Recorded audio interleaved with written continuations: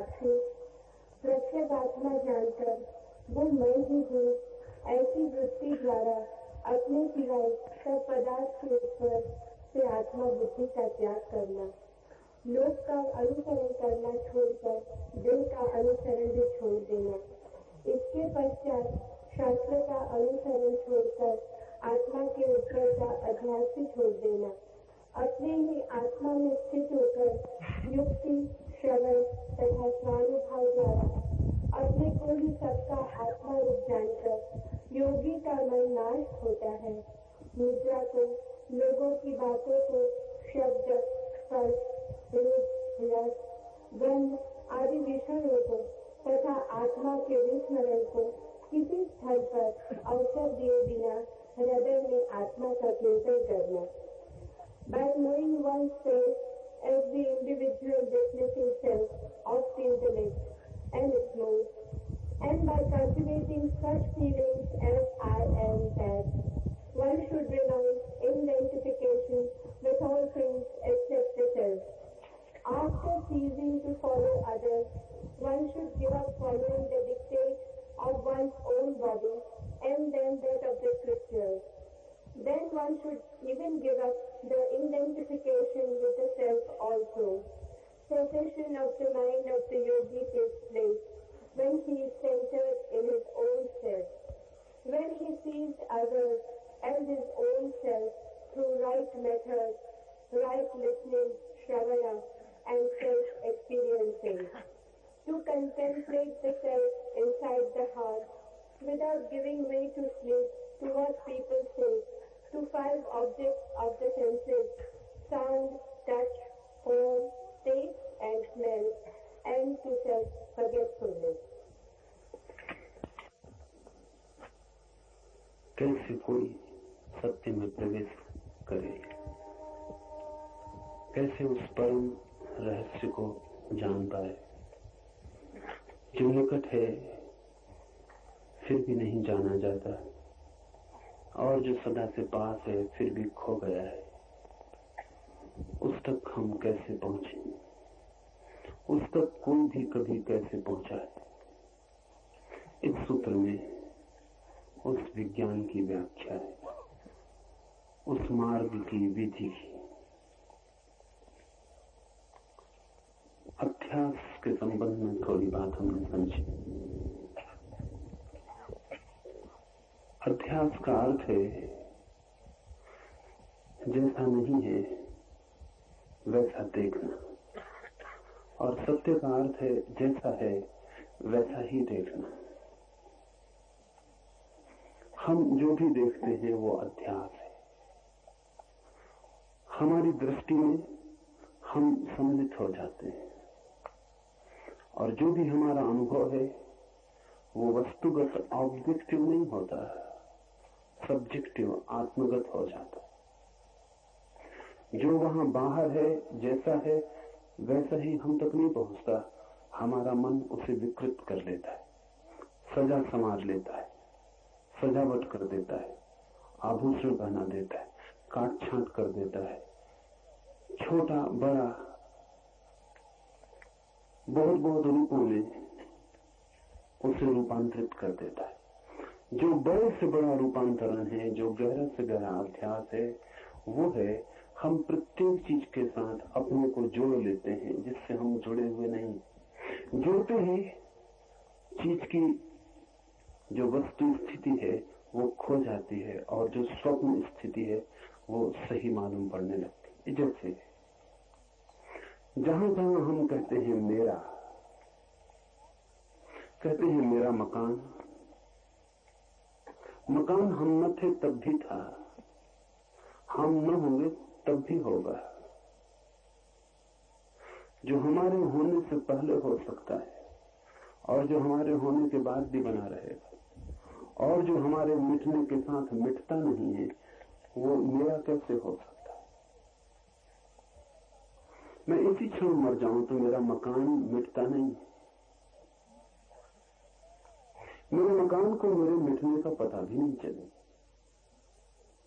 तो मुझसे जोड़ ही क्या है, मेरे मकान का संबंध क्या है। कल कोई और रहेगा उस मकान में और वो भी उसे मेरा कहेगा। कल कोई और रहता था, वो भी उसे मेरा कहता था। न मालूम कितने लोगों ने अपने मैं को उस मकान पर चिपकाया है और विदा हो गए, लेकिन वो मैं चिपक नहीं पाता, वो मकान किसी का हो नहीं पाता। मकान हो भी नहीं सकता किसी का, मकान अपना है, मकान खुद का है। इस जगत में प्रत्येक वस्तु स्वयं है। इसे हम ठीक से समझ लें तो अध्यास को तोड़ने में आसानी हो जाए। जमीन का एक टुकड़ा है, आप कहते हैं मेरा खेत, मेरा बगीचा। आज नहीं कल चांद पर दावा खड़ा होगा, अमेरिका कहेगा मेरा या रूस कहेगा मेरा। कल तक चांद किसी का भी न था, बस चांद था, चांद का ही था, लेकिन कोई न कोई दावा होगा। और आज नहीं कल संघर्ष खड़ा होगा। अभी सूरज सिर्फ सूरज का है, कल उस पर भी दावा हो सकता है। आदमी जहां भी पैर रखता है वहीं अपने मैं की छाप लगा देता है। प्रकृति उसकी छाप को मानती नहीं, लेकिन दूसरे आदमियों को मानना पड़ता है, अन्यथा संघर्ष खड़ा होता है। और वो दूसरे लोग भी इसलिए मानते हैं उस छाप को कि वे भी वैसी छाप लगाना चाहते हैं। तो मकान किसी का हो जाता है, जमीन किसी की हो जाती है। और हमारी इतनी आतुरता क्यों होती है कि हम इस मैं की छाप को कहीं लगा दें? आतुरता इसलिए होती है कि जितनी जगह हम ये छाप लगा देते हैं, हस्ताक्षर कर देते हैं, उतना ही जितना हमारा मेरे का विस्तार बड़ा हो जाता है, उतना ही बड़ा मैं हमारे भीतर हो जाता है। मैं उतना ही बड़ा होगा जितनी चीजों पर उसकी छाप लगी है। अगर कोई आदमी कहता है कि 1 एकड़ जमीन मेरी, तो निश्चित ही उसके पास उतना बड़ा मैं कैसे होगा।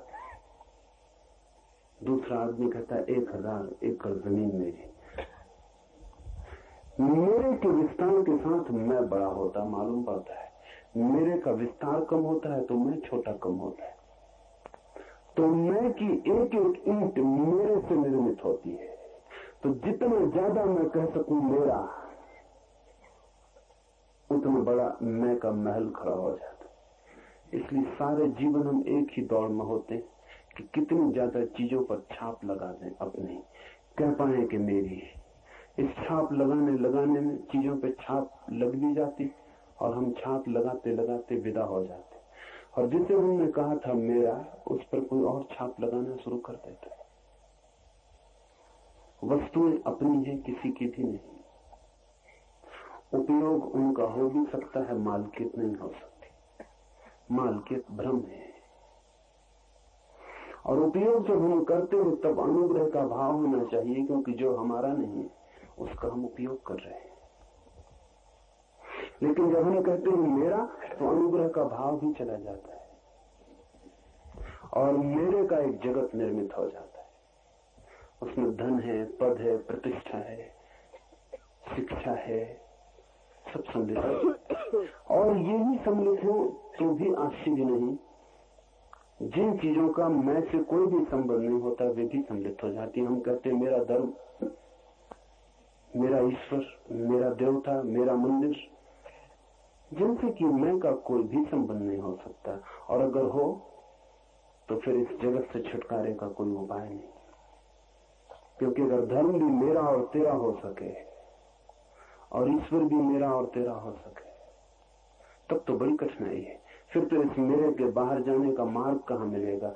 ईश्वर भी इसके भीतर आ जाता हो तो फिर बाहर जाने के लिए कोई जगह भी नहीं बचती।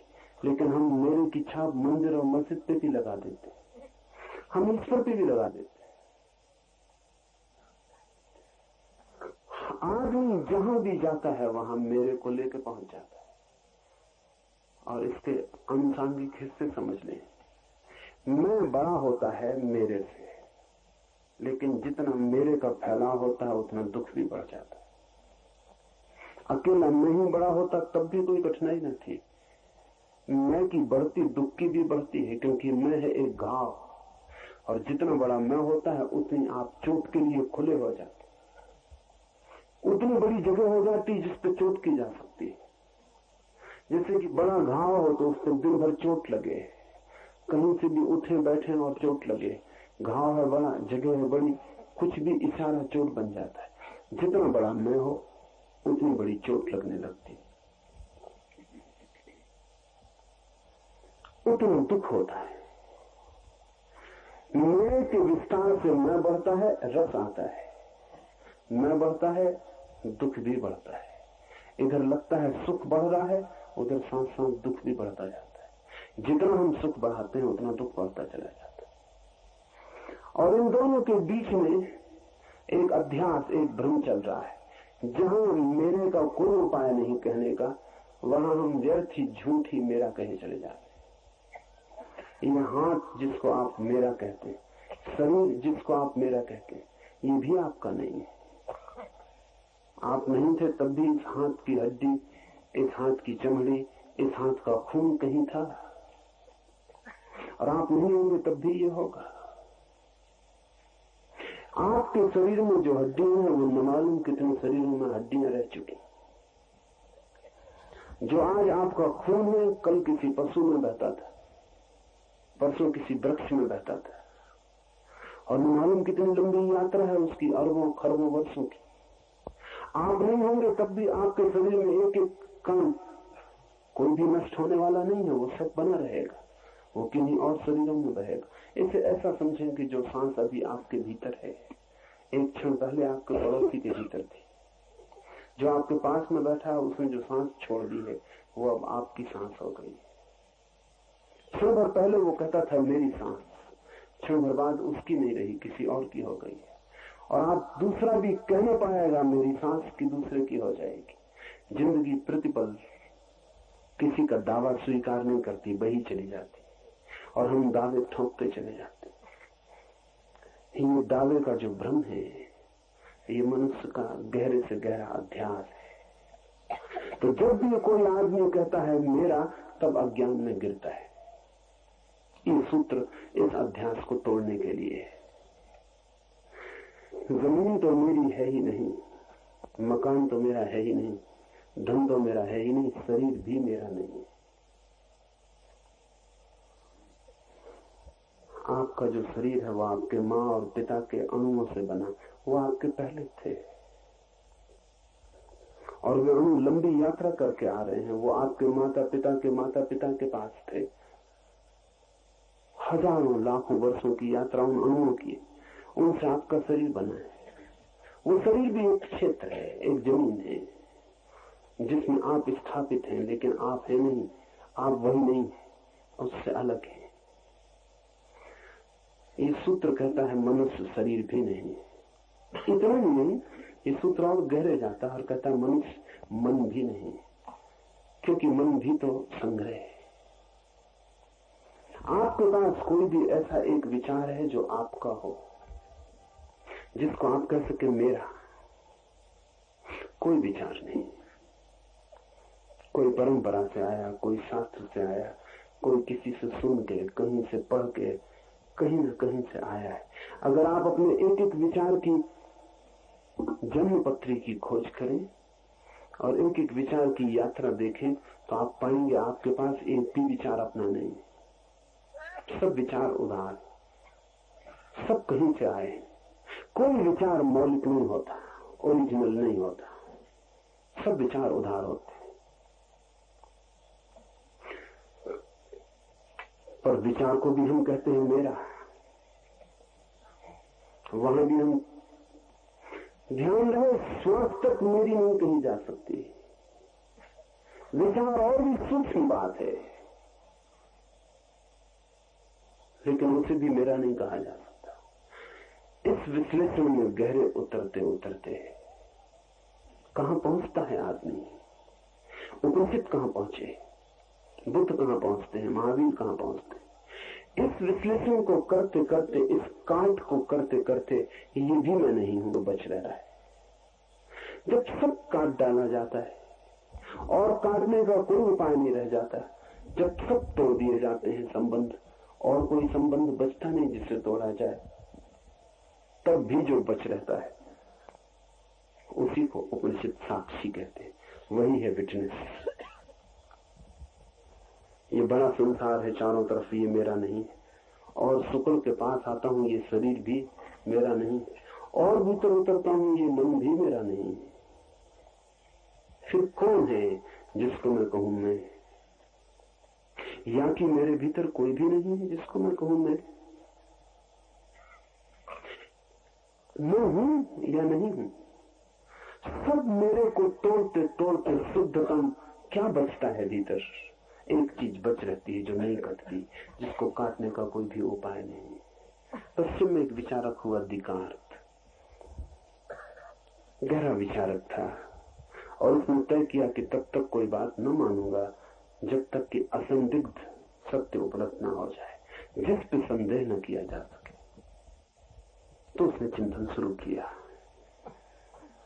बड़ी मेहनत की उसने, और शायद ये संदिग्ध मालूम पड़ी। कोई कहे ईश्वर है, संदेह किया जा सकता है, हो या न हो, लेकिन संदेह तो किया जा सकता है। कोई कहे स्वर्ग है, मोक्ष है, संदेह किया जा सकता है। दिकार्त कहता था कि मैं तो जिस पे संदेह ही न किया जा सके, ऐसा नहीं है कि जिसको सिद्ध किया जा सके, तर्क किया जा सके, नहीं, संदेह ही न किया जा सके, इनडिबिटेबल, असंदिग्ध हो तभी मानूंगा। बहुत खोज करके लेकिन एक जगह आके वो भी रुक गया। उसने सब इनकार कर दिया, ईश्वर, स्वर्ग, नरक सब फेंक दिए, लेकिन एक जगह आके अटक गया, मैं हूं या नहीं? दिकार्त ने कहा इस पर संदेह नहीं किया जा सकता, क्योंकि अगर मैं ये भी कहूं कि मैं नहीं हूं तो ये कहने के लिए भी मेरे होने की जरूरत पड़ जाती। तो ऐसे होगा जैसे घर के भीतर कोई आदमी हो और वो आपसे कहे कि मैं अभी बाहर गया हूं, या मैं अभी घर पर नहीं हूं, आप थोड़ी देर बाद आए तब मैं आपको मिलूंगा, तब तक मैं घर लौट आऊंगा। तो उसका ये कहना ही उसके होने का प्रमाण हो जाए। इसलिए मेरे होने की तो स्थिति असंदिग्ध है। इतना तो साफ है कि मैं हूं, लेकिन क्या हूं ये इतना साफ नहीं है। शरीर हूं कि मन हूं, क्या हूं ये इतना साफ नहीं है। उपनिषद इसी की खोज में चलते हैं, साफ करते चले जाते हैं, एक एक चीज को अलग करते जाते हैं, जैसे कोई प्याज के छिलके को उघाड़ता चला जाए, और जब तक छिलके बचते हैं उघाड़ते ही चले जाते हैं। अगर प्याज के छिलके उघाड़ते चले जाएं तो पीछे आपके हाथ कुछ भी न लगेगा। प्याज छिलका ही छिलका है, वस्त्र ही वस्त्र, निकालते चले जाएं तो भीतर कुछ भी नहीं मिलेगा। जैसे किसी ने कपड़ों की एक गुड़िया बनाई हो और हम लोग एक कपड़ा निकालते चले जाएं, एक कपड़े को निकालने दूसरा कपड़ा बचे, उसे निकालने तीसरा निकल आए, निकालते चले जाएं, लेकिन कपड़े की ही गुड़िया हो तो आखिर में सब कपड़े निकल जाएंगे, गुड़िया पीछे बचेगी नहीं, आखिर में शून्य हाथ लगेगा। तो बड़ी खोज यही है मनुष्य की कि आदमी भी कहीं परतों का ही एक जोड़ तो नहीं है कि हम उखाड़ते चले जाएं और भीतर फिर कुछ बचे ही ना। कह दें कि शरीर भी मैं नहीं हूं और मन भी मैं नहीं हूं और ये भी नहीं और ये भी नहीं, फिर कहीं ऐसा ना हो कि प्याज की कहानी हो जाए, आखिर में कुछ भी ना बचे जिसको हम कह सकें कि मैं हूं। लेकिन उपनिषद कहते हैं अगर ये भी हो तो भी सत्य को जान लेना जरूरी है। अगर ये भी सत्य हो कि भीतर कुछ भी नहीं है तो भी जान लेना जरूरी है, क्योंकि सत्य को जान लेने के परिणाम महत्वपूर्ण है। लेकिन खोज करने पर अंततः पता चलता है कि नहीं, वस्तुओं का जोड़ ही नहीं है आदमी, मात्र परत और परत और परत ही नहीं है, परतों के भीतर भी कुछ है जो परतों से भिन्न है। लेकिन उसका पता तभी चलता है जब हम सब परतों को उखाड़ के भीतर पहुंच जाए। उस तत्व का नाम उपनिषद कहते हैं साक्षी। ये बड़ा कीमती शब्द है और बड़ा मूल्यवान, और पूरब का सारा चिंतन, सारी मनीषा, सारी प्रतिभा इस एक छोटे से शब्द में निहित हो गई है इससे महत्वपूर्ण शब्द पूरब ने दूसरा दुनिया को नहीं दिया है, साक्षी। साक्षी का मतलब क्या है? साक्षी का मतलब है देखने वाला, गवाह। मैं शरीर नहीं हूं, ऐसा किसको अनुभव होता है? मैं मन नहीं हूं, ऐसा किसको अनुभव होता है? ऐसा कौन इनकार करता चला जाता है कि मैं ये नहीं हूं, मैं ये नहीं हूं, मैं ये नहीं। एक तत्व है हमारे भीतर, दर्शन का, दृष्टि का, दृष्टा का, देखने का। हम देख रहे हैं, हम जांच रहे हैं। वो जो देख रहा है वही है साक्षी। जो दिखाई पड़ रहा है वही है जगत। जो देख रहा है वही हूं मैं, और जो दिखाई पड़ रहा है वही है जगत। अध्यास का अर्थ है कि जो देख रहा है वो भूल से ये समझ लेता है कि जो दिखाई पड़ रहा है वो मैं हूं। ये अध्यास है। एक हीरा मेरे हाथ में रखा है, उसे मैं देख रहा हूं। अगर मैं ये कहने लगूं कि मैं हीरा हूं तो अध्यास होगा, क्योंकि हीरा मेरे हाथ पर रखा है, दिखाई पड़ रहा है, ऑब्जेक्ट है, एक विषय है, और मैं देखने वाला हूं, अलग हूं। देखने वाला सदा ही अलग है उससे जो दिखाई पड़ता है। देखने वाला कभी भी दृश्य के साथ एक नहीं है। देखने वाला सदा ही दिखाई पड़ने वाले से भिन्न है। मैं आपको देख रहा हूं क्योंकि आपसे भिन्न हूं। आप मुझे देख रहे हैं क्योंकि मैं आपसे भिन्न हूं। जो भी दिखाई पड़ता है वो आपसे भिन्न है। उसको ही अपने से अभिन्न समझ लेना अध्यास है। जिसको आप देख रहे हैं उसके साथ इतने मोहित हो जाना कि लगने लगे ये मैं ही हूं। यही भ्रांति है। इस भ्रांति को तोड़ना है और अंततः उस शुद्ध तत्व को खोज लेना है जो सदा ही देखने वाला है और कभी दिखाई नहीं पड़ता है। थोड़ा कठिन है। जो देखने वाला है वो कभी दिखाई नहीं पड़ सकता है, क्योंकि वो किसको दिखाई पड़ेगा? आप सारी चीजों को देख सकते हैं जगत की, सिर्फ अपने को छोड़कर। आप अपने को कैसे देखिएगा? क्योंकि देखने में दो की तो जरूरत पड़ेगी ही, जो देखे और जो दिखाई पड़े। आप सब कुछ देख सकते हैं, अपने भर को आप नहीं देख सकते। कैसे देखिएगा? किसी चमीटे से हम उसी चमीटे को पकड़ने की कोशिश करने लगे।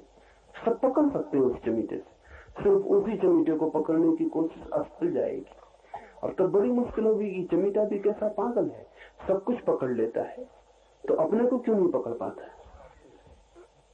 हम सब कुछ देख लेते हैं, अपने को नहीं देख पाते, देख भी नहीं पाएंगे। और जिसको भी हम देख लेंगे जान लेना कि वो हम नहीं है। तो जिस चीज को भी आप देखने में समर्थ हो जाएं, आप समझ लेना कि इतनी बात तय हो गई कि ये मैं नहीं हूं। कोई आदमी अगर ईश्वर का दर्शन कर ले तो समझ लेना एक बात पक्की हो गई कि आप ईश्वर नहीं हैं। आपको भीतर प्रकाश का दर्शन हो जाए तो समझ लेना एक बात पक्की हो गई कि आप प्रकाश नहीं है। आपको भीतर आनंद का अनुभव हो जाए तो आप एक बात पक्की समझ लेना कि आप आनंद नहीं है। जिस चीज का भी अनुभव हो जाए वो आप नहीं है। आप तो वो है जिसको अनुभव होता है। तो जो भी चीज अनुभव बन जाती है उसके आप पार हो जाते। इसलिए एक कठिन बात समझ लेनी उपयोगी होगी कि अध्यात्म कोई अनुभव नहीं है। दुनिया में सब चीजें अनुभव है, अध्यात्म कोई अनुभव नहीं। अध्यात्म तो उसकी तरफ पहुंच जाना है जिसको सब अनुभव होता है और जो स्वयं कभी अनुभव नहीं बनता। अनुभोक्ता, साक्षी, दृष्टा। आपको मैं देखता हूं, उधर आप हैं, इधर मैं हूं। उधर आप हैं जो दिखाई पड़ रहा है, इधर मैं हूं जो देख रहा है। ये दो हैं। अपने को बांटने का कोई उपाय नहीं कि मैं अपने को 2 टुकड़े में कर लूं और एक देखे और एक दिखाई पड़े। अगर टुकड़ा हो सके, 2 टुकड़े हो सके, तो जो टुकड़ा देखेगा वही मैं हूं और जो टुकड़ा दिखाई पड़ेगा वो मैं नहीं रहा। वो बात समाप्त हो गई, वो मुझसे टूट गया, वो अलग हो गया। उपनिषद की व्यवस्था, प्रक्रिया, विधि यही है।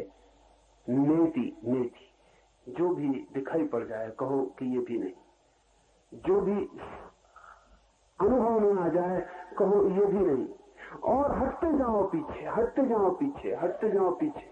उस समय तक हटते जाओ जब तक कि कोई भी चीज इंकार करने को बाकी रहे।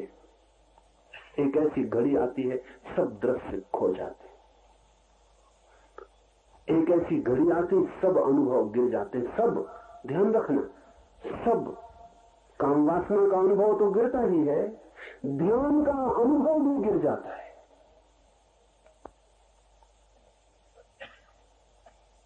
संसार के राग द्वेष के अनुभव तो गिर ही जाते हैं, आनंद, समाधि, इनके भी अनुभव गिर जाते। बस रहता है खालिस देखने वाला, कुछ भी दिखाई नहीं पड़ता, शून्य हो जाता है चारों तरफ, रह जाता है केवल देखने वाला, और चारों तरफ रह जाता है खाली आकाश। बीच में खड़ा रह जाता है दृष्टा, उसे कुछ भी दिखाई नहीं पड़ता, क्योंकि उसने सब इंकार कर दिया। जो भी दिखाई पड़ता था हटा दिया मार्ग से, अब उसे कुछ भी अनुभव नहीं होता, हटा दिए सब अनुभव। अब बच रहा अकेला जिसको अनुभव होता था। जब कोई भी अनुभव नहीं होता और कोई दर्शन नहीं होता, कोई दिखाई नहीं पड़ता और कोई विषय नहीं रह जाता, और जब साक्षी अकेला रह जाता है, तब कठिनाई है भाषा में कहने की कि क्या होता है, क्योंकि हमारे पास अनुभव के सिवाय कोई शब्द नहीं। इसलिए इसे हम कहते हैं आत्मा अनुभव, लेकिन अनुभव शब्द ठीक नहीं है। हम कहते हैं चेतना का अनुभव या ब्रह्म अनुभव, लेकिन ये सब कोई भी शब्द ठीक नहीं है, क्योंकि अनुभव उसी दुनिया का शब्द है जिसको हमने तोड़ डाला। अनुभव उस द्वैत की दुनिया में अर्थ रखता है जहां दूसरा भी था, यहां कोई अर्थ नहीं रखता, यहां सिर्फ अनुभोक्ता बचा, साक्षी बचा। इस साक्षी की तलाश ही अध्यात्म है। ध्यान देना, ईश्वर की तलाश अध्यात्म नहीं।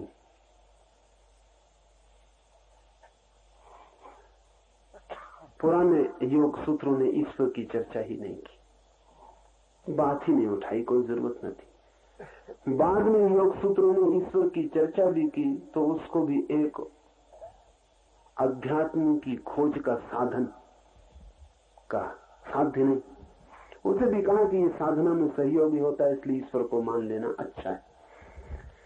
साधना में सहयोगी होता है अध्यात्म की खोज में, इसलिए मान लेना अच्छा, एक उपकरण है। ईश्वर भी एक विधि है बस, इसलिए बुद्ध ने इंकार कर दिया, महावीर ने ईश्वर को इंकार कर दिया, उन्होंने दूसरी विधियां खोज ली, उन्होंने कहा इस विधि की कोई भी जरूरत नहीं है। अगर विधि ही है ईश्वर तो फिर दूसरी विधियों से भी काम चल सकता है। लेकिन बुद्ध और महावीर भी साक्षी को इंकार नहीं कर सकते, ईश्वर को इंकार कर सकते। सब कुछ इंकार किया जा सकता है, लेकिन अध्यात्म की जो आत्यंतिक आधारशिला है वो साक्षी है, उसे इंकार नहीं किया जा सकता। इसलिए चाहे ईसाईयत, चाहे इस्लाम, चाहे हिंदू, चाहे जैन, चाहे बौद्ध, एक बात आप खोज लेना, अगर किसी भी धर्म में साक्षी की कोई बात हो तो समझना कि वो धर्म है, अगर साक्षी की बात ही ना हो तो समझना कि उसका धर्म से कोई भी संबंध नहीं। और सब बातें गौण हैं, और सब बातें उपयोगी गैर उपयोगी हैं, और सब बातों में मतभेद हो सकता है, साक्षी के मामले में मतभेद नहीं हो सकता। इसलिए अगर किसी दिन दुनिया में धर्म का विज्ञान निर्मित होगा तो उसमें ईश्वर, आत्मा, ब्रह्म, इन सब की चर्चा नहीं होगी, क्योंकि ये सब स्थानीय बातें हैं, कोई धर्म मानता है कोई नहीं मानता। लेकिन साक्षी की चर्चा जरूर होगी, क्योंकि साक्षी स्थानीय घटना नहीं है, धर्म ही नहीं हो सकता बिना साक्षी के। तो साक्षी भर एक वैज्ञानिक आधारशिला है समस्त धर्म अनुभव की, समस्त धर्म की खोज और यात्रा की। और इस साक्षी पर ही सारे उपनिषद घूमते हैं इर्द गिर्द। सारे सिद्धांत और सारे इशारे इस साक्षी को दिखाने के लिए।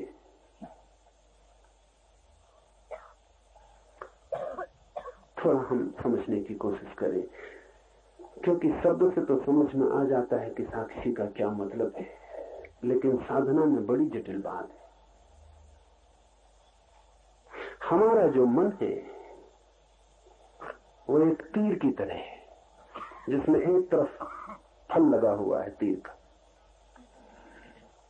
तीर को आपने देखा, तीर दो तरफ नहीं चल सकता। अगर आप तीर को चला दें तो एक ही तरफ जाएगा, या कि आप सोचते हैं दो तरफ भी जा सकता। तीर के दो तरफ जाने का कोई भी उपाय नहीं। तीर जाएगा अपने निशाने की तरफ, एक तरफ। तो जब प्रत्यंचा पर कोई तीर को चढ़ाता है और प्रत्यंचा से तीर छूटता है, तो दो बातें ख्याल में ले लें।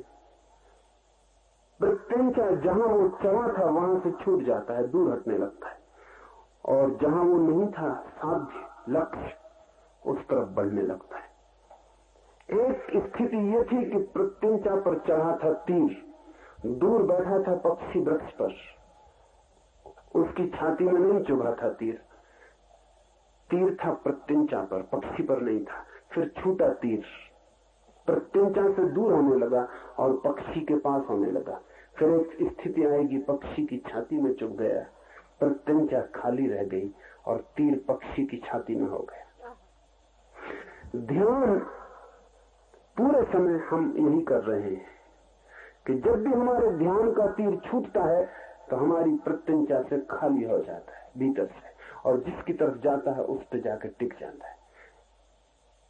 कोई चेहरा आपको सुंदर लगा, तीर छूट गया ध्यान का, भीतर नहीं है अब तीर, अब ध्यान भीतर नहीं, अब ध्यान भागा और दौड़ा और सुंदर चेहरे से जाकर लग गया। सड़क पर हीरा पड़ा है, तीर छूट गया प्रत्यंचा से, अब ध्यान भीतर नहीं, अब ध्यान भागा दौड़ा और जाके चुप गया हीरे की छाती में। अब ध्यान हीरे में है, अब आप में नहीं है, या ध्यान अब कहीं और है। तो आपके सब ध्यान के तीर कहीं कहीं कहीं कहीं जाके चित गए। आपके पास भीतर कोई ध्यान नहीं, हमेशा बाहर जा रहा है।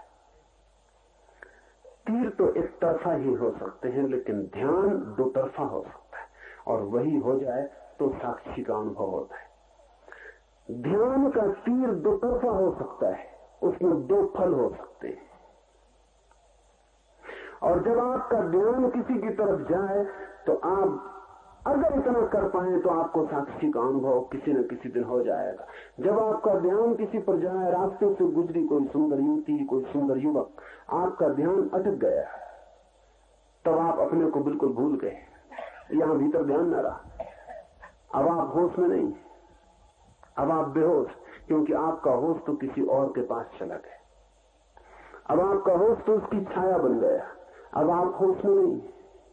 अगर आप ये काम कर सकें कि कोई आपको सुंदर दिखाई पड़ा, ध्यान उस पर गया, उस समय इस पर भी भीतर ध्यान जाए, जहां से प्रत्यंचा से तीर छूट रहा है, उसकी तरफ भी हम एक साथ ही अगर देख पाए, जहां से ध्यान जा रहा है वो स्रोत, और जिसकी तरफ ध्यान जा रहा है वो लक्ष्य, अगर दोनों हमारे ध्यान में एक साथ आ जाएं, तो आपको पहली दफा पता चलेगा कि साक्षी का क्या अर्थ है।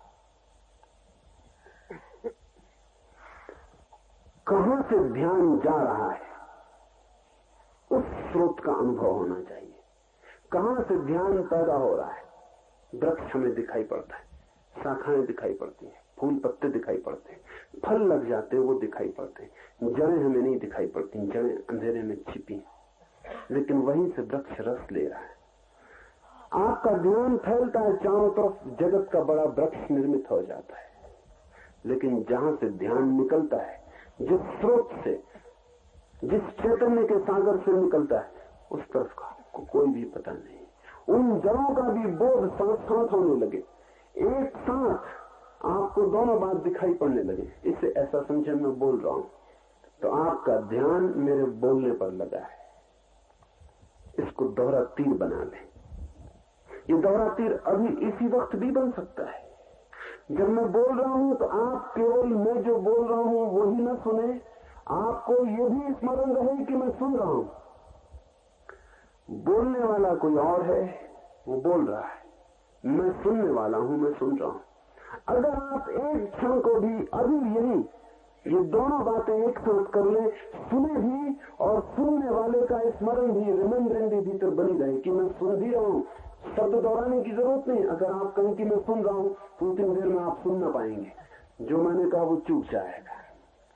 भीतर शब्द बनाने की जरूरत नहीं कि मैं सुन रहा हूं, मैं सुन रहा हूं। अगर आपने ऐसा किया तो उतनी देर आप बहरे हो जाएंगे। उस सेकंड आप अपने भीतर की आवाज सुन लेंगे कि मैं सुन रहा हूं, लेकिन जो मैं बोल रहा हूं यहां से वो आपको सुनाई नहीं पड़ेगा।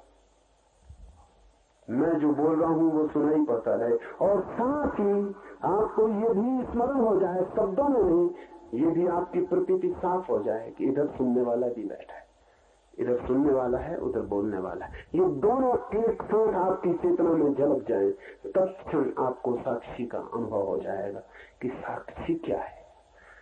साक्षी वो है जो इन दोनों को देख रहा है। और थोड़ा भीतर प्रवेश करें। आप सुन रहे हैं, मैं बोल रहा हूं। साक्षी वो है जो दोनों का अनुभव कर रहा है कि बोला जा रहा है, सुना जा रहा है। जब आपकी चेतना का तीर दोहरा हो जाता है तो तत्क्षण आप तीसरे बिंदु पर खड़े हो जाते हैं। मैंने बोला, ये एक बिंदु हुआ। साधारणतः आपका ध्यान इसी पे लगा रहता है। आपने सुना भी, आप सुनने वाले हैं, ऐसा भी आपको प्रतीति हुई, एहसास हुआ, अनुभव हुआ। ये दूसरा बिंदु हो गया। ये दूसरा बिंदु पाना बहुत कठिन है। अगर ये दूसरा बिंदु आपको मिल जाए तो तीसरा बिंदु पाना बहुत सरल है। वो तीसरा बिंदु ये है कि बोलने वाला है आ, सुनने वाला है बा, फिर आपको भी भीतर जो कि दोनों को अनुभव कर रहे हैं, बोलने वाले को भी और सुनने वाले को भी। आप तीसरे हो गए, द थर्ड पॉइंट। वो जो तीसरा बिंदु है वही साक्षी। इस तीसरे के पार नहीं जाया जा सकता। ये तीसरा आखिरी बिंदु है और ये है त्रिकोण जीवन का। दो बिंदु, विषय और विषय, और तीसरा बिंदु दोनों का साक्षी, दोनों को अनुभव करने वाला, दोनों को भी देख लेने वाला, दोनों का भी गवाह। इस सूत्र को हम समझें। अपने को बुद्धि और उसकी वृत्ति का साक्षी जानकर वह मैं ही हूं, ऐसी वृत्ति द्वारा सब पदार्थों के ऊपर से आत्मबुद्धि का त्याग करता है। खोजी, इस सत्य का अन्वेषक, मुमुक्षु ऐसा अनुभव करके कि मैं सदा साक्षी हूं, कभी करता नहीं, सदा साक्षी हूं, कभी भोगता नहीं, समस्त चीजों के ऊपर से अपनी वासना का, अस्मिता का, मेरेपन का भाव छोड़ देता है, हटता जाता है भीतर उस बिंदु तक जिसके आगे हटने का फिर और कोई उपाय नहीं। लोक का अनुसरण करना छोड़कर ऐसा व्यक्ति फिर लोक का अनुसरण करना छोड़ देता है। लोक का अर्थ है समाज, संस्कृति, सभ्यता, लोग जो आपके चारों तरफ है, भीड़। जब तक आपको साक्षी का अनुभव न हो तब तक लोक का अनुसरण छोड़ना खतरनाक भी है, क्योंकि लोक के साथ जुड़ी है नीति, जुड़ा है नियम, जुड़ी है मर्यादा, जुड़ी है व्यवस्था, अनुशासन। तो जो अभी अपना मालिक नहीं है, निश्चित ही समाज उसका मालिक होगा। जो अपना ही मालिक नहीं है, किसी को उसे नियंत्रित करना होगा। कोई अनुशासन चाहिए, अन्यथा विक्षिप्त हो जाएगी अवस्था, अराजक हो जाएगी। लेकिन जिसे अपने होने का अनुभव हो गया, जिसे साक्षी का अनुभव हो गया इस जगत में, अब वो अपना मालिक स्वयं। ये बड़े मजे की बात है। जो सब मालिकियत छोड़ देता है वो अपना मालिक हो जाता है, और जो सब मालिकियत इकट्ठा करता रहता है वो केवल खबर देता है कि अपनी मालिकियत उसके पास नहीं। इसका मतलब ये हुआ कि जो इस कोशिश में लगा है कि मेरा हो मकान, मेरी हो जमीन, मेरा हो राज्य, मेरा हो ये, मेरा हो वो, एक बात पक्की है कि वो खुद का नहीं, क्योंकि जिसे अपने भीतर का राज्य मिल जाए उसे फिर सब राज्य फीके और व्यर्थ हो जाते, और जो अपने साम्राज्य को पाले फिर उसकी कोई आकांक्षा किसी साम्राज्य की नहीं रह जाती। उसके पास साम्राज्य भी हो तो भी व्यर्थ हो जाता है। अगर उसकी बाहर के साम्राज्य की वासना प्रबल है तो इस बात की खबर है, इंगित है, इशारा है कि भीतर के मालिक का उसे कुछ भी पता नहीं, उसी की कमी पूर्ति कर रहा है। भीतर मालिक नहीं है, चीजों की मालिकियत बना के भरोसा बिठा रहा है अपने पर कि मैं मालिक हूं। देखो इतनी है मेरी जमीन, इतना है मेरा धन, इतना है मेरा फैलाव। ऐसा करके वो अपने को भरोसा दिला रहा है कि नहीं, कौन कहता है कि मैं मालिक नहीं हूं, इतनी चीजों का मालिक हूं। ये मालिकियत झूठी है, क्योंकि चीजों का कोई जगत में कभी मालिक नहीं होता है। भर्तहरि राज्य छोड़कर चला गया तो बड़ी मीठी घटना घटी। राज्य छोड़कर जंगल में चला गया, साधना करने लगा, ध्यान में लीन रहने लगा। एक दिन अचानक ऐसा हुआ कि बैठा है अपनी गुफा के द्वार पर, एक घुड़सवार अचानक रास्ते पर आया। उसके आते देरी भी नहीं हुई थी कि दूसरा घुड़सवार दूसरी मार्ग से भी उसी के सामने गुफा के द्वार पर आ गया। दोनों की तलवारें एकदम खिंच गई। भर्तहरि को कुछ समझ में ना आया, दोनों की तलवारें जमीन पर टिक गई। तब उसने नीचे की तरफ गुफा से देखा, वहां एक बड़ा हीरा पड़ा है। पहले घुड़सवार ने कहा कि नजर मेरी पहले पड़ी इसलिए हीरा मेरा है। दूसरे घुड़सवार ने कहा कि मेरी तलवार की तरफ देखते हो, मेरी भुजाओं की तरफ देखते हो, नजर कब किसकी पड़ी इससे क्या लेना देना है। जो मालिक हो सकता है वो मालिक है, मालिक न। तलवारें खिंच गई, गर्दनें कट गई। क्षण भर बाद ही दोनों गर्दनें जमीन पर कटी हुई पड़ी थी, दोनों शरीर रक्त से भरे हुए जमीन पर पड़े थे। हीरा अपनी जगह पड़ा था। भर्तहरि ने कहा कि बड़ी हैरानी की बात है, जिस हीरे के लिए दोनों ने मालिकियत की और दोनों मिट गए, उस हीरे को पता भी नहीं होगा कि क्या क्या हो गया उसके आसपास, और पता नहीं इस हीरे के आसपास कितना कितना नहीं हो गया होगा। और हीरा वहीं पड़ा है, और कितने लोग कटते पिटते रहेंगे उस हीरे के लिए, और हीरा वहीं पड़ा रहेगा। मालिकियत की कोशिश वस्तुओं पर इस बात की खबर है कि अपने पर मालिकियत नहीं, और जब कोई व्यक्ति साक्षी का अनुभव करने लगता है तो अपना मालिक हो जाता है।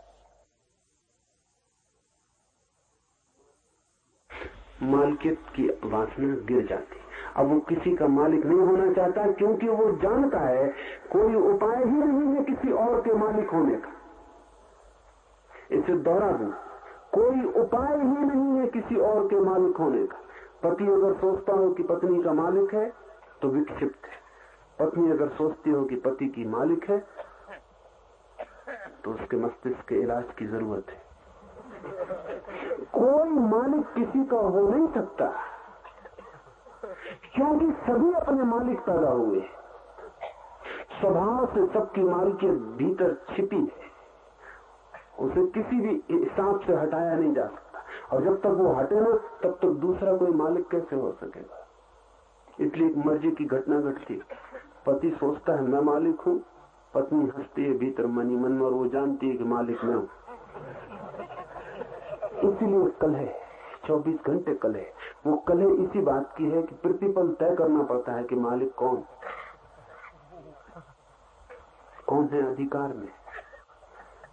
भरोसा पक्का नहीं, कभी भी पक्का भरोसा नहीं, किसी चीज का कोई भरोसा नहीं, तो व्यक्तियों का तो बिल्कुल भरोसा नहीं। हीरे तक की मालकियत नहीं हो सकती तो जीवित व्यक्ति की मालकियत कैसे हो सकती? साक्षी जिसको अनुभव हुआ वो सब मालकियत छोड़ देता है, क्योंकि अपना मालिक हो जाता है। जो मालकियत हो सकती है वो उसकी हो जाती, जो नहीं हो सकती उस पागलपन में वो नहीं पड़ता। ऐसी अवस्था में वो लोक की चिंता छोड़ दे सकता है, छोड़ देता है, क्योंकि अब कोई नियंत्रण उसके ऊपर नहीं, अपना नियंता है। अब अपने पैर से ही यात्रा कर सकता है, अब अपने ही प्रकाश में चल सकता है, अब किसी उधार प्रकाश की कोई भी जरूरत नहीं। लोक का अनुसरण करना छोड़कर वो देह का अनुसरण करना भी छोड़ देता है, दूसरों का अनुसरण तो छोड़ ही देता है। जैसे ही साक्षी की प्रतीति गहरी होती वो देह की गुलामी भी छोड़ देता है। फिर देह उससे नहीं कहती कि ऐसा करो तो वो करे, उससे जो करना होता है वही करता है, और देह छाया की तरह उसके पीछे चलती।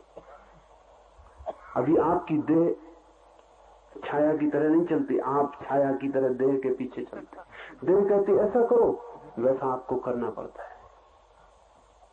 देह कहती ऐसा मत करो, वैसा आपको रोकना पड़ता है। देह मालिक है, उसके इशारे आपको चलाते हैं।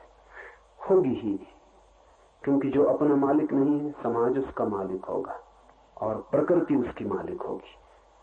समाज है हमारे चारों तरफ फैला हुआ मनुष्यों का समूह, और देह है हमारी पृथ्वी से प्रकृति से जुड़ी हुई।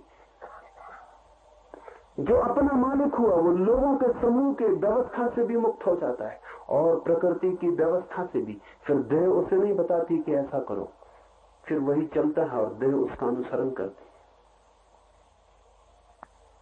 देह के अनुसरण करने की घटना बड़ी मूल्यवान है। हमें तो ख्याल में भी नहीं आ सकता कि देह कैसे अनुसरण कर सकती है। हम सोच भी नहीं सकते जब देह को भूख लगेगी तो महावीर को भी तभी भूख लगेगी ना जब देह को भूख लगेगी, और जब देह कहेगी कि भूख लगी तभी तो महावीर भोजन की तलाश पे निकलेंगे भिक्षा के लिए। देह कैसे पीछा करेगी? क्या महावीर कह देंगे कि ठीक है मुझे भूख लगी तो देह को भूख लग जाएगी? क्या मतलब देह के अनुसरण का? गहरा कीमिया है। निश्चित ही महावीर जब तक राजी न हो तब तक देह को भूख नहीं लगेगी। नहीं लगने का क्या मतलब है? देह को क्या होता है, देह को क्या प्रतीतियां होती हैं,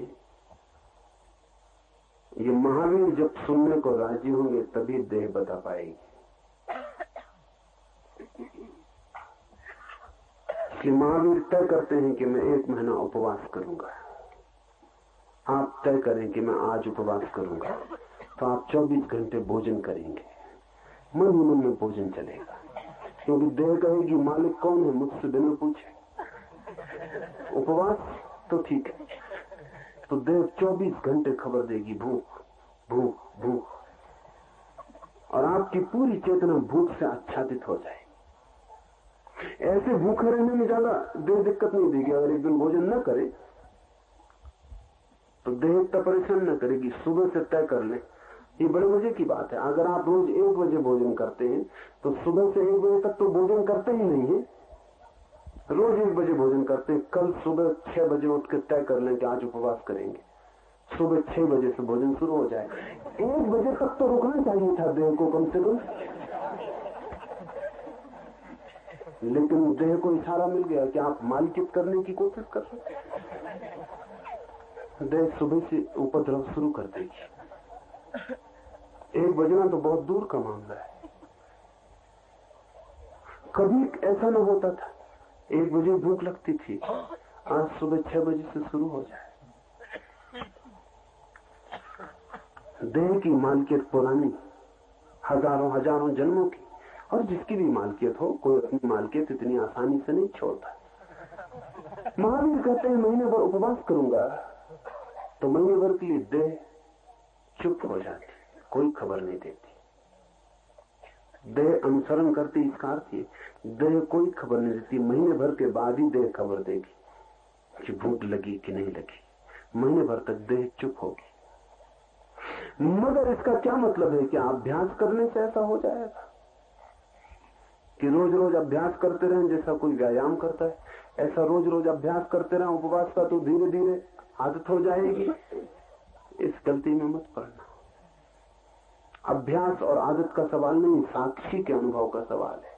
अगर साक्षी का अनुभव होगा तो देह, महीना नहीं अगर साल भर के लिए भी महावीर कह दे तो देह चाहे सूख जाए, मर जाए, समाप्त हो जाए, लेकिन महावीर को खबर पहुंचाने की जरूरत नहीं होगी, हिम्मत नहीं होगी कि महावीर को खबर पहुंचाए कि भूख लगी है। ये काम देह का नहीं है कि वो खबर पहुंचाए। ये तो एक दफा तय करने की बात है कि मालिक कौन है। जब तक देह को पता है कि मालिक मैं हूं, तब तक वो मालिकियत करती है। जब आपका साक्षी अनुभव में आ जाता है, देह की मालिकियत तत्क्षण मिट जाती, कानून ही बदल जाता है भीतर का। देह आपके पीछे चलने लगती और तब बड़े अनूठे अनुभव है। महावीर के पीछे हजारों लोगों ने उपवास किए, लेकिन महावीर जैसे उपवास की बात मुश्किल। न मालूम कितने जैन साधु उपवास में लगे हुए, लेकिन महावीर का शरीर देखा, उनकी मूर्ति देखी। जैन साधुओं के शरीर को उनके सामने रखे तो पता चलेगा कि मामला फर्क कहां होगा। इनकी देह तो पूरी खबर दे रही, उनको नहीं आप तक को खबर दे रही कि भूख लगी। महावीर की देह खबर नहीं देती, उनको तो खबर देती नहीं, आपको भी खबर नहीं देती कि भूख लगी। महावीर जैसी सुंदर काया खोजनी मुश्किल है। वो सुंदर काया कह रही कि भीतर कोई मालिक हो गया है, और अब देह परेशान करने का सामर्थ्य नहीं रखती है। अब देह कुछ कह नहीं सकती कि ऐसा करो वैसा मत करो। ये देह का मामला नहीं है, भीतर के जानने वाले का मामला है। वो जैसा तय करे, जो तय करे, निर्णय उसके हाथ में। वो मरना चाहे तो मरे, जीना चाहे तो जिए, लेकिन देह बीच में अड़ंगा नहीं डाल सकती। वो सिर्फ छाया की तरह पीछा करे। लोक का अनुसरण छूट जाता है, देह का अनुसरण भी छोड़ देता है। इसके पश्चात शास्त्र का अनुसरण छोड़कर आत्मा के ऊपर का अध्यास भी छोड़ देता है। ऐसे छोड़ता चला जाता है। लोक को, देह को, शास्त्र का अनुसरण छोड़ देता है। जिसको साक्षी का अनुभव हुआ उसके लिए शास्त्र व्यर्थ हो जाता। ये जरा जटिल मामला है। इसे हम उल्टा भी कह सकते हैं कि जिससे साक्षी का अनुभव हुआ उसके लिए शास्त्र सार्थक हो जाते। ऐसा भी कह सकते हैं जिसको साक्षी का अनुभव हुआ उसके लिए शास्त्र व्यर्थ हो जाते। और उन दोनों का मतलब एक है। इनका मतलब एक इसलिए है कि जब तक आपको साक्षी का अनुभव नहीं हुआ तब तक आपके लिए कोई भी शास्त्र सार्थक नहीं। आप कंठस्थ कर ले सकते हैं, आपको पूरा वेद कंठस्थ हो सकता है, लेकिन सार्थक नहीं है, क्योंकि अर्थ शब्द में नहीं होता, अर्थ अनुभव में होता है। आपको खुद का कोई अनुभव नहीं। आप तोते की तरह रटते रह सकते हैं कि साक्षी साक्षी साक्षी। जब आप रट रहे हैं तब भी कोई साक्षी भीतर नहीं है जो इसको सुन रहा हो। शास्त्र तब तक व्यर्थ है जब तक आपको अपना अनुभव नहीं हुआ, लेकिन तभी तक सार्थक मालूम पड़ता है जब तक आपको अपना अनुभव नहीं हुआ। जिस दिन आपको अपना अनुभव हो जाता है तब आप स्वयं ही शास्त्र हो जाते हैं। जब आप अपने स्वयं ही शास्त्र हो गए तो अब शास्त्र की क्या सार्थकता। तो शास्त्र जिस दिन सार्थक होता है उसी दिन व्यर्थ हो जाता है। जान लिया आपने ही वो जो शास्त्र जनाते हैं, अब शास्त्र का क्या मूल्य है। पहुंच गए मंजिल पर, हो गई यात्रा, तो वो जो नक्शा ढोए रखते थे अब तक, उसका क्या अर्थ। उसको फेंक दे सकते, उस नक्शे को अब क्या करिएगा।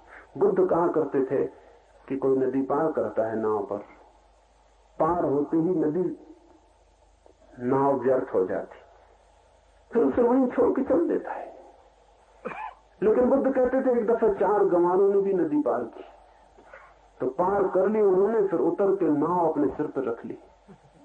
गांव के लोगों ने बहुत समझाया कि हमने और पार करने वाले भी देखे, नाव वहीं छोड़ देते हैं, तुम क्या करते हो। उन्होंने कहा जिसने इतना सहारा दिया उसको हम ऐसे ही छोड़ दें, हम ऐसे गंवार नहीं। फंस गए, नाव ने नदी तो पार करवा दी, अब नाव कैसे पार हो। अब उसको सिर पे लिए घूमने लगे, अब उस नाव से छुटकारा न हो। और ऐसा मत सोचना कि वो लोग मर गए, वो मर गए लेकिन उनकी औलाद उन नावों को धोती रहती। कहते हमारे बाप इसी शास्त्र को धोते थे, हम भी इसको धोएंगे। उनके बाप के बाप ने भी यही किया। अब हम क्या कर सकते, मजबूरी। ये सदा हमारे बाप दादों के सिर पर रहा, हम भी इसको सिर पर रखेंगे। और फिर इस शास्त्र नाव है, इससे कितने ऋषि मुनि पार नहीं हो गए। जिस दिन स्वयं का अनुभव होता है उस दिन शास्त्र में कुछ भी नहीं बचता। ये भी ठीक है। उसी दिन शास्त्र सार्थक होता है, ये भी ठीक है, क्योंकि उसी दिन पता चलता है जो शास्त्र ने कहा था वो ठीक है। ये पैराडॉक्सिकल विरोधाभासी वक्तव्य मालूम पड़ेगा। जिस दिन शास्त्र पता चलता है सही है, उसी दिन बेकार हो जाता है, उसको छोड़ देता है, उसको असली अध्यात्म का पथिक शास्त्र को छोड़ देता है। और अंतिम बात उपनिषदों ने कमाल की कही है। सिर्फ बुद्ध ने उतनी हिम्मत की और कह दिया कि आत्मा भी मैं नहीं हूं। उपनिषद का यह आखिरी सूत्र अद्भुत है, इसमें बुद्ध का सारा सार आ गया। और अंत में जब शास्त्र भी छोड़ देता है तो आत्मा के ऊपर का भी अध्यास छोड़ देता है। फिर वो ये भी नहीं कहता कि मैं आत्मा हूं, मैं मकान नहीं हूं, यहां से शुरू हुई थी बात। मैं शरीर नहीं हूं, मैं मन नहीं हूं, यहां गहरी गई थी। ये आखिरी छलांग है कि मैं आत्मा भी नहीं हूं। इसका क्या मतलब होगा? इसका मतलब ये होगा कि अब मैं कोई भी अपनी सीमा बनाऊं वो ना समझिए। जब हम कहते हैं मैं आत्मा हूं तो आपकी आत्मा अलग हो जाती है, मेरी अलग हो जाती है। जब मैं कहता हूं मैं आत्मा हूं तो मैं व्यक्ति हो जाता हूं और ये सारी समष्टि मुझसे अलग हो जाती है। आखिरी अध्यास ये भी टूट जाता है कि मैं अलग हूं, कि मैं व्यक्ति हूं।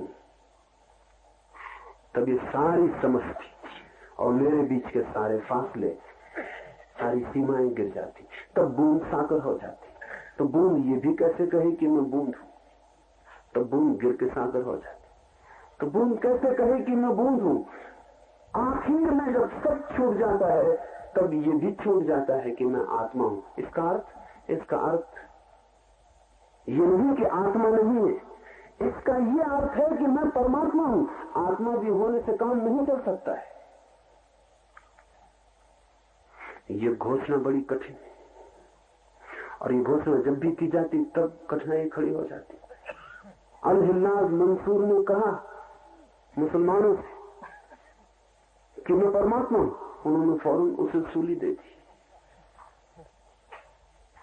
कि कैसी कुफ्र की बात करते हो, पाप की बात करते हो तुम और परमात्मा।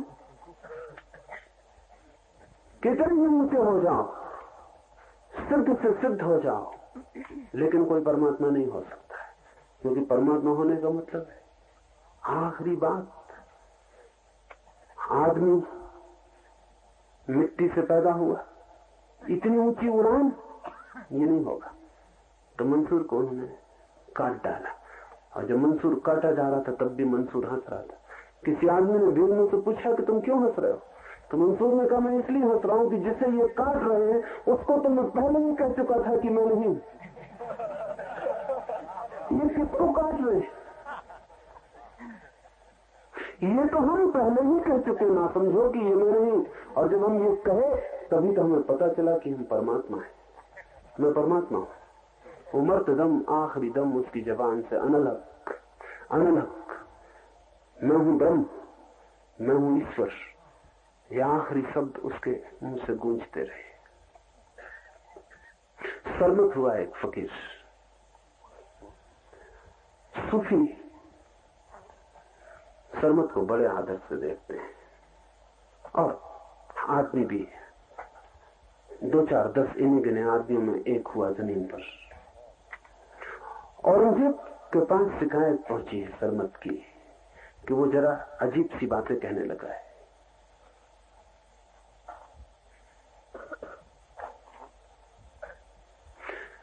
मुसलमानों का मंत्र है कोई नहीं अल्लाह के सिवा, एक अल्लाह ही है।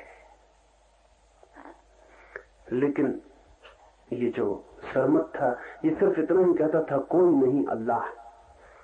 आधा तो उल्टा ही हो गया, मतलब कोई नहीं अल्लाह के सिवा, एक ही अल्लाह है, यह पूरा सूत्र। और सरमत इतना ही कहता था कोई नहीं अल्लाह। ये क्या हुआ मामला, ये तो सब बात ही बिगड़ गई।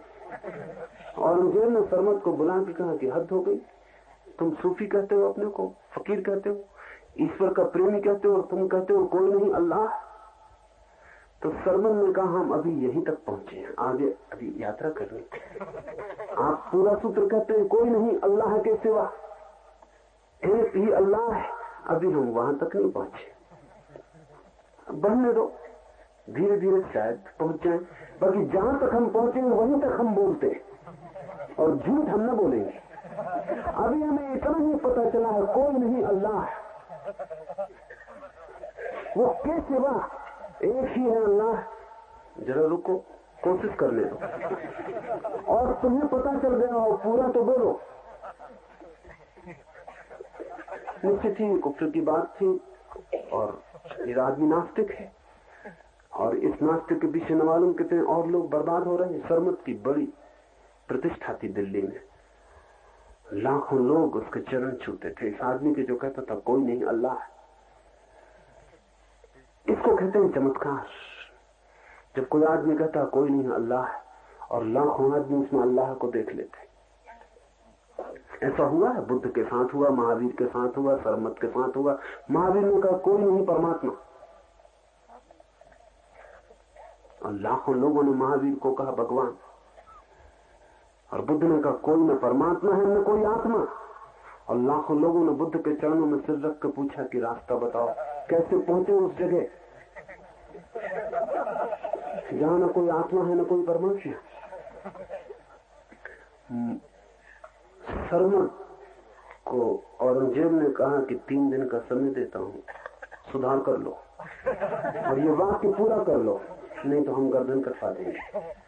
मंसूर ने, सरमत ने कहा कि 3 दिन का क्या भरोसा, हम बचे ना बचे और तुम गर्दन काटने से वंचित रह जाओ। और ये भी कुछ पक्का नहीं कि हम 3 दिन में पहुंच पाए पूरे सूत्र तक, और जब तक न पहुंचे तब तक ये जबान दोहराने वाली नहीं। अनुभव तो ही हम कहेंगे, तो तुम आज ही कटवा दो। और कहते हैं कि सरमन ने कहा कि ये भी हो सकता है कि गर्दन कटने से जो बाकी यात्रा है वो पूरी हो जाए। वो जो हमें अभी आगे का पता नहीं, शायद ये गर्दन ही बाधा बन रही। औरंगजेब तो शायद ही समझा होगा, सम्राटों और अकल का वैसे कोई संबंध नहीं है। उसने उसी दिन कटवा दी गर्दन सरमत की।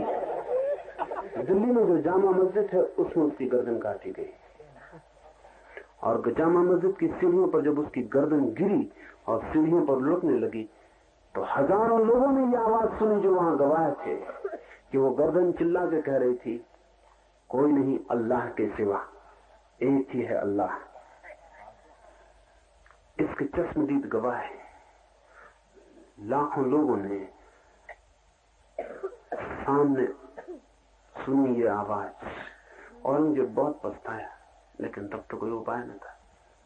सरमत के शिष्यों से उसने पूछा तो वो हंस रहे थे, और वो कह रहे थे, सरमत कहता था कि जब तक मैं बचा हूं थोड़ा भी, तब तक आगे की बात कैसे हो सकती। अल्लाह तो उस दिन होगा जिस दिन मैं न रहूंगा। तो ये गर्दन थोड़ी बाधा है, ये कट जाए। औरंगजेब की बड़ी कृपा है, कटवा देता है। ऐसे तो हम भी काट लेते, लेकिन वक्त लगता है, वो जल्दी किए दे रहा है। आदमी जब मिटता है पूरा तो ये भी नहीं कहता कि आत्मा है, तब आखिरी अध्यास भी गिर जाता है। जब तक आपको पता ना चल जाए कि आप परमात्मा हो, तब तक जानना अध्यास बाकी है, भ्रम बाकी। जब तक यही अनुभव न हो जाए कि मैं ही ब्रह्म हूं, तब तक समझना कि अभी अज्ञान बाकी है, और उसे काटते ही चले जाना।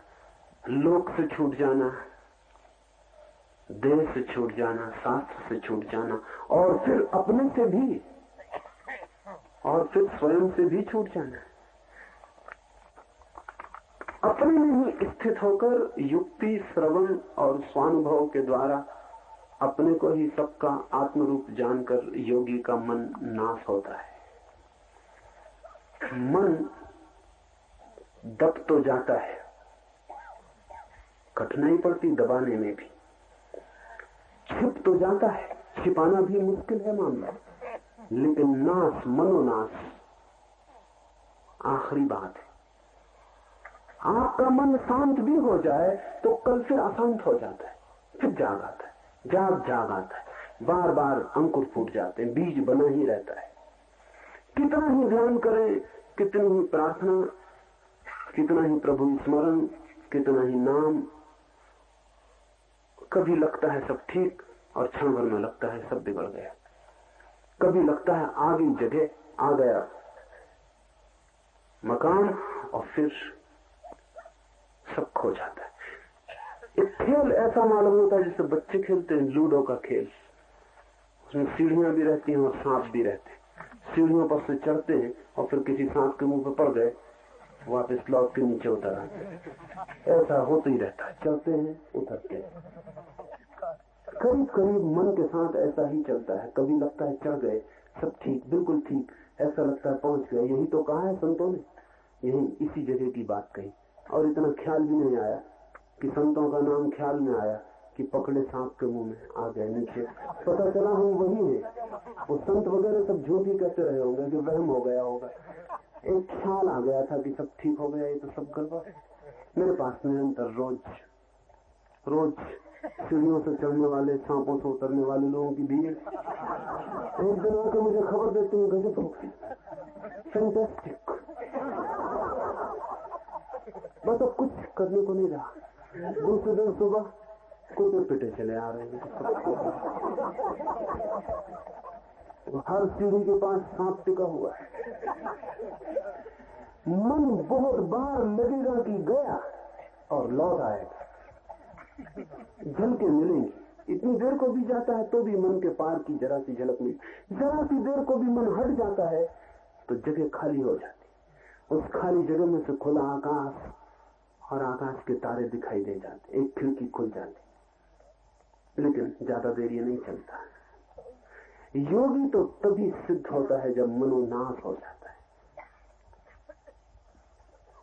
मनोनाश तभी होता है जब ऐसा अनुभव में आ जाए कि मैं आत्मा भी नहीं हूं। जब तक मुझे ऐसा लगता है कि नहीं शरीर, नहीं मन, लेकिन आत्मा तो मैं हूं, जब तक मेरे मैं को कोई भी सहारा बाकी है, तब तक मेरा मन बीज रूप में बना रहेगा। जब तक मेरे मैं को कोई भी सहारा बाकी है कि आत्मा, तो भी मेरा मन बीज रूप में बना रहेगा। और कभी भी वर्षा की एक बूंद पड़ेगी और बीज छिटक जाएगा और अंकुर निकल आएंगे और वृक्ष बड़ा होने लगेगा। जब मैं ही नहीं बचता हूं तभी मन मिटता है। धन छोड़ना आसान, पद छोड़ना आसान, शरीर के साथ भी मोह छोड़ लेना आसान, मन के साथ भी मोह छोड़ लेना आसान, लेकिन आखिर में अपने ही साथ, अपनी निजता के साथ, मेरे होने के साथ भी मोह को तोड़ लेना अति कठिन है। उसके टूटते ही मनोनाश हो जाता है। बुद्ध के पास सारीपुत्र गया तो सारीपुत्र ने कहा कि मेरी मुक्ति कैसे हो? तो बुद्ध ने कहा तू यहां आ ही मत, तू कहीं और जा, क्योंकि हम तेरी मुक्ति करवा ही नहीं सकते, तुझसे मुक्ति करवा सकते। बुद्ध ने कहा मेरी मुक्ति नहीं होती, मुझसे मुक्ति होती है। तू अगर तेरी मुक्ति चाहता है तो तू कहीं और जा। हाँ, अगर तू तुझसे ही मुक्ति चाहता है तो ठीक जगह आ गया है, हम तुझे छुड़ा देंगे तुझसे ही। तो ये मत पूछ कि मेरा मोक्ष कैसे होगा, तू कहां बचेगा मोक्ष में। तू ये पूछ कि इस मेरे से छुटकारा कैसे हो, इस मैं से मोक्ष कैसे मिले। इसलिए बुद्ध ने मोक्ष शब्द को पसंद नहीं किया, उन्होंने शब्द चुना निर्वाण, क्योंकि मोक्ष में ऐसा लगता है मेरा, इतना तो बचेगा कम से कम कि आत्मा बचेगी। और सिद्ध शिला पर बैठे हुए मोक्ष का आनंद ले रहे हैं। हम वही सज्जन जो यहाँ दुकान करते थे, वो ये मोक्ष सिद्ध शिला पर बैठ के आनंद ले रहे हैं।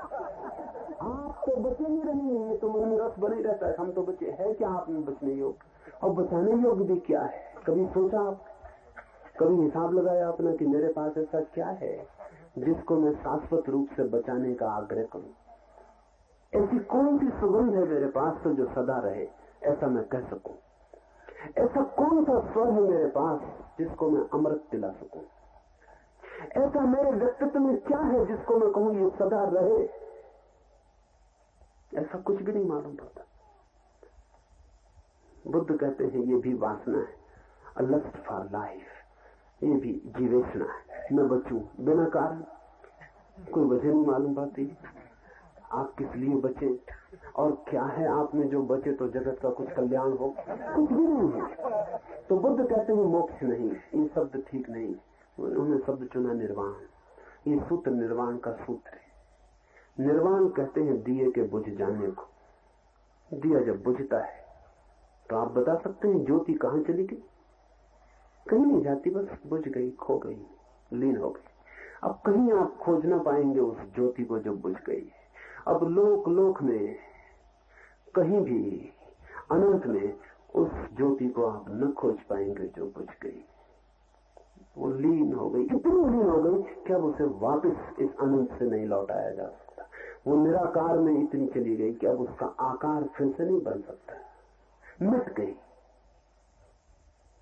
तो बुद्ध कहते हैं ऐसे ही तुम भी मिट जाओगे जैसा दिया बुझ जाता है। इसलिए उन्होंने शब्द चुना निर्वाण। वो कहते हैं तुम्हारा निर्वाण हो जाएगा, मोक्ष नहीं, तुम्हारा निर्वाण हो जाएगा। जो दिए की ज्योति तुमने टिमटिमा रही है ये बुझ जाएगी। ये बड़ी घबराने वाली बात मालूम पड़ती। तो फिर सार ही क्या है? अपने दिए में और मिट्टी का तेल डाल के किसी तरह इसकी ज्योति को जगाए रखे। ये सार क्या है? लेकिन बुद्ध कहते हैं जब तुम मिटोगे तभी तुम जान पाओगे कि तुम क्या हो, और जब तुम खोगे तभी तुम्हें पता चलेगा तुम खोए नहीं, तुमने सब पा लिया, तुम सब हो गए। आत्मा भी छूट जाती। निद्रा को, लोगों की बातों को, शब्द स्पर्श रूप रस गंध आदि विषयों को तथा आत्मा के विस्मरण को किसी स्थल पर अवसर दिए बिना हृदय में आत्मा का चिंतन करना, सब छूटता चला जाता है। निद्रा छूट जाती, बेहोशी छूट जाती। ये अपने को हम भूल गए हैं, इसे निद्रा कहते हैं उपनिषद। ये जो हमें अपना विस्मरण हो गया है कि हम कौन हैं, ये जो हमें पता नहीं कि मैं परमात्मा हूं, इसे कहते हैं निद्रा।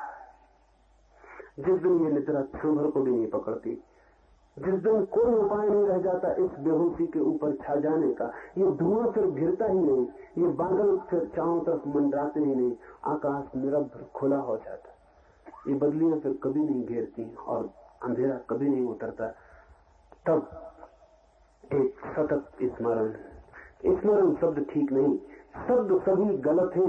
उपनिषद जिसे कहना चाहते हैं उसे कहने के लिए, पर मजबूरी है, शब्दों के सिवाय कहने को कोई और उपाय नहीं। स्मरण कहना ठीक नहीं, क्योंकि स्मरण का मतलब ही होता है कि जिसका बीच बीच में विस्मरण हो जाता हो। सतत स्मरण का मतलब ये हुआ कि जिसका विस्मरण नहीं होता। ऐसा हुआ एक तिब्बत में फकीर हुआ नारोपा।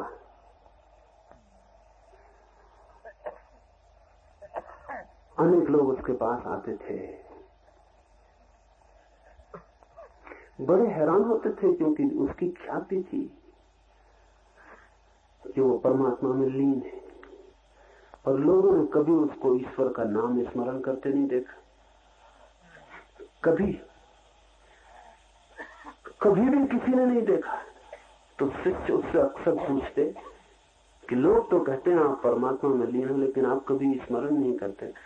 तो नारोपा ने कहा है कि स्मरण कैसे करूं, उसका विस्मरण ही नहीं होता। और जिस दिन स्मरण समझूं करूं तो समझना कि नारोपा पतित हो गए। जिस दिन स्मरण करूं पुकारूं ईश्वर, उस दिन समझ लेना कि नारोपा पतित हो गया, इसे विस्मरण हो गया, नींद आ गई। आती ही नहीं नींद, स्मरण ही कैसे करूं? उसका विस्मरण ही नहीं होता है। ऐसी अवस्था में वो परम गुह गुहा में प्रवेश होता है जो हम सबके भीतर है।